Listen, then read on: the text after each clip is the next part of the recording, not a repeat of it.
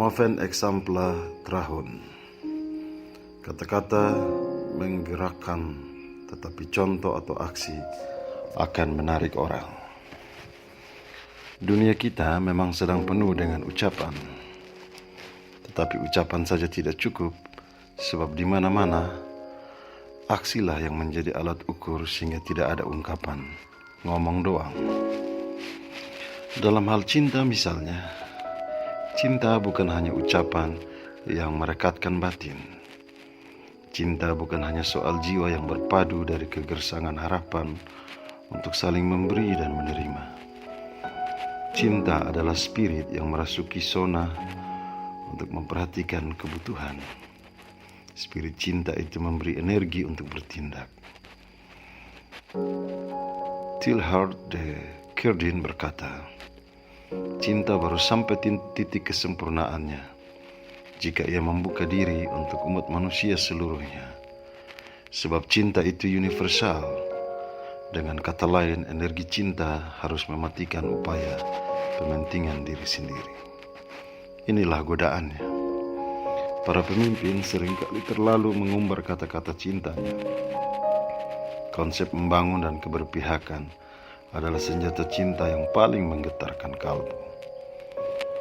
Dan kenyataannya, banyak pemimpin yang asal omong, asal menebar pesona tanpa bukti cinta bagi orang-orang yang dipimpinnya. Siapa yang salah? Biasanya orang ketiga, yaitu mereka, pihak-pihak yang selalu mengambil keuntungan demi diri sendiri. Jacques Leo, seorang imam Katolik yang pernah melayani di Brasil, berkisah tentang pengalaman hidupnya. Gereja juga seringkali bertumbuh dengan cinta yang bertepuk sebelah tangan. Ketika berbicara tentang ucapan, orang-orang miskin Brasil, katanya, seringkali mau mendengar perkataan orang lain, tetapi suara mereka sendiri tak pernah mau didengarkan. Mereka lebih banyak menjadi objek dari janji-janji pengharapan akan cinta.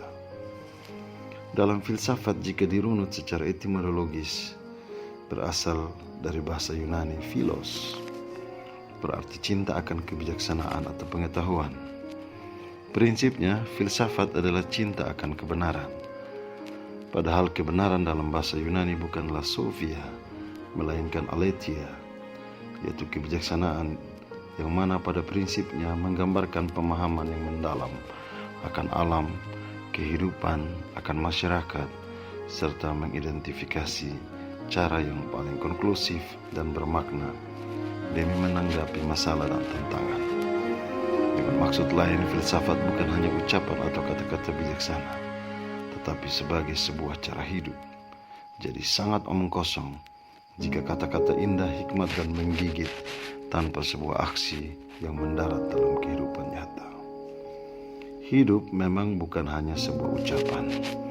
Naskah-naskah para bijak pandai dan teks kitab suci yang agung, jika hanya menjadi ucapan, maka dia hanya akan menjadi ucapan-ucapan peradaban yang tak kalah hebatnya dengan etalase yang dipajang.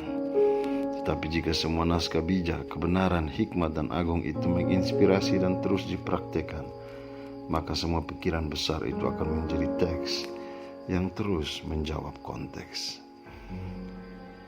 Itulah sebabnya setiap agama mestinya menjadi agama yang dinamis, yang bukan saja kuat dalam ucapan dan teks, namun juga dinamis dalam pergumulan zaman yang kian berubah, yaitu tindakan.